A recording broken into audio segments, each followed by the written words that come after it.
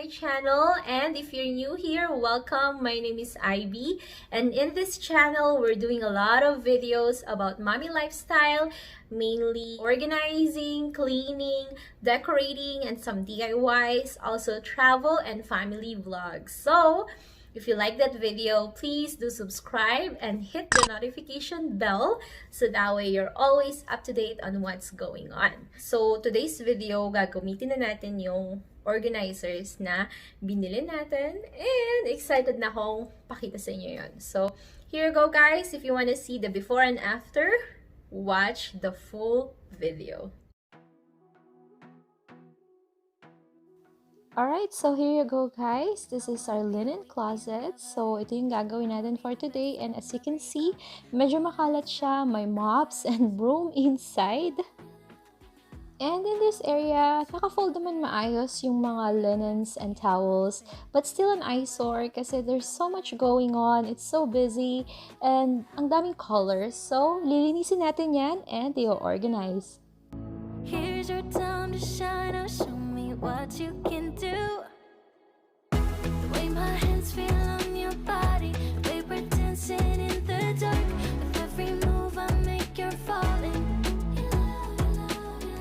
The way my lips feel on your body, the way we're moving in the dark. With every breath we take, you're falling. I ain't got no time for romance, but baby I don't want to lead you on. Not looking for something steady, not ready for that. I'm the best thing that has ever happened to you. Here's your time to shine. Now show me what you can do. Make a move. The way my hands feel on your body, we were dancing in the dark. So now na malinis na yung closet natin and cleared out na siya, it's time to go through the beddings and also refolding it based on the shape of my organizers and storage. So yes guys, kailangan talagang i-measure natin to para ma-maximize yung space. I'm the best thing that has ever happened to you. Here's your time to shine. Now show me what you can do. The way my hands feel on your body, we were dancing in the dark. With every move I make, you're falling. So here another tips guys, I always have white beddings as a base like pillowcases or fitted sheets. So here, kung hindi match yung mga beddings ninyo, you can always put it inside the pillowcase. So that way, malinis siyang tignan. And also, kung wala kayong organizers at gusto ninyong same color, ilagay nyo lang yung mga fitted sheets or yung mga sheets ninyo sa loob ng pillowcases. And then like for me, I like white. So if you like pink or whatever color you want, then choose that pillowcase na same colors. That way, uniform siya and organized siyang tignan sa loob ng closet niyo. Sometimes, but baby, I saw you for a second and I'm happy that you came my way. Don't wanna waste no time without you ever brightening up my days. Never meant to fall so hard. So, ito yung mga organizers that I bought online. I will put the link on the description box so you guys can check it out.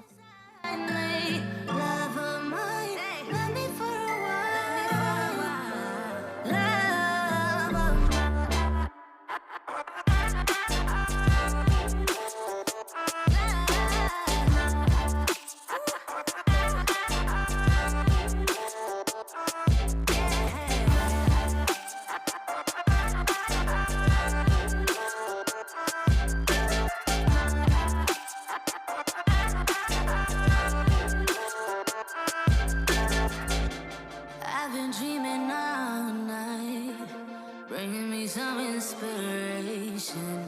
Never meant to love no one. Love of mine. Love of mine.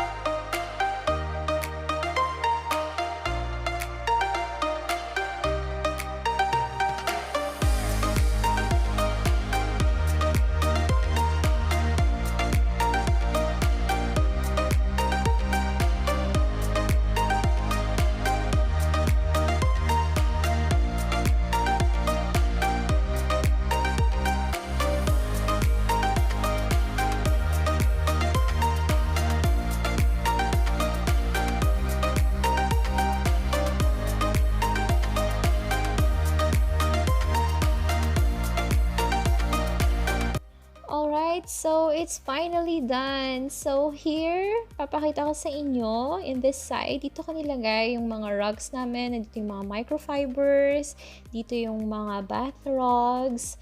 So maganda talaga siya, kasyang-kasya siya, and I like the colors, white and gray, very simple ng design. Pero ang ganda niya kasi nag-match siya talaga sa lahat. So dito naman, dito ko nilagay yung mga bath towels ni Bryce.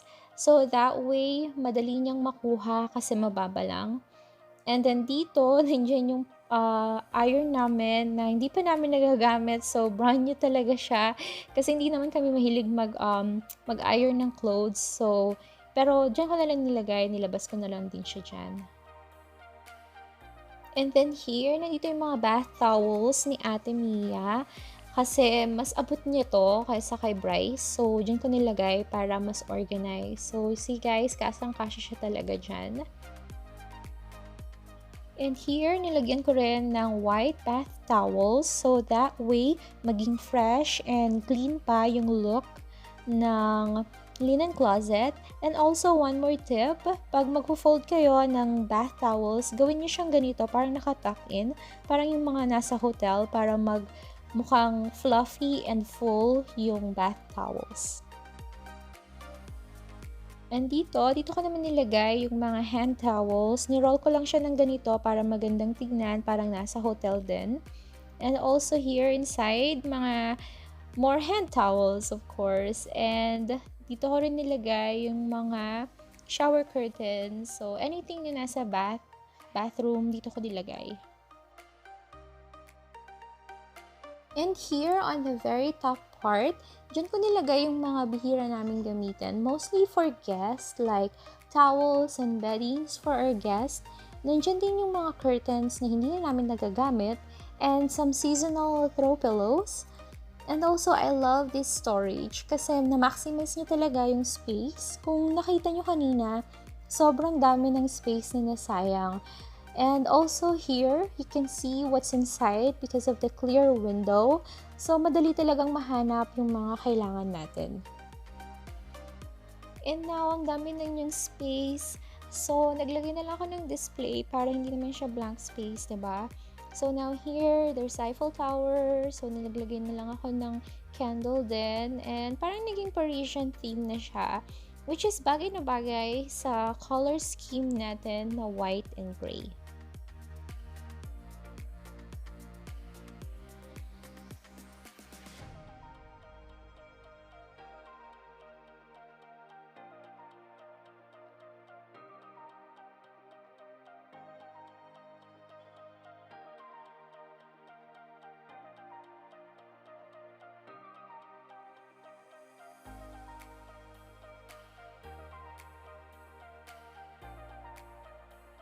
Alright, so there you have it guys, our linen closet na na-organize naman at na-achieve yung gustong-gusto kong mangyari sa kanya. So, I hope you enjoyed this video. Sana makatulong ito or ma-inspire ko kayo na mag-organize din ng linen closet ninyo. Again, kung nagustuhan nyo tong video na to, don't forget to give it a thumbs up. Don't forget to subscribe to our channel kung hindi ka pa nagsusubscribe. Click the notification bell para lagi kayong updated sa ating mga new videos. And thank you so much guys for watching. Until next time, bye-bye!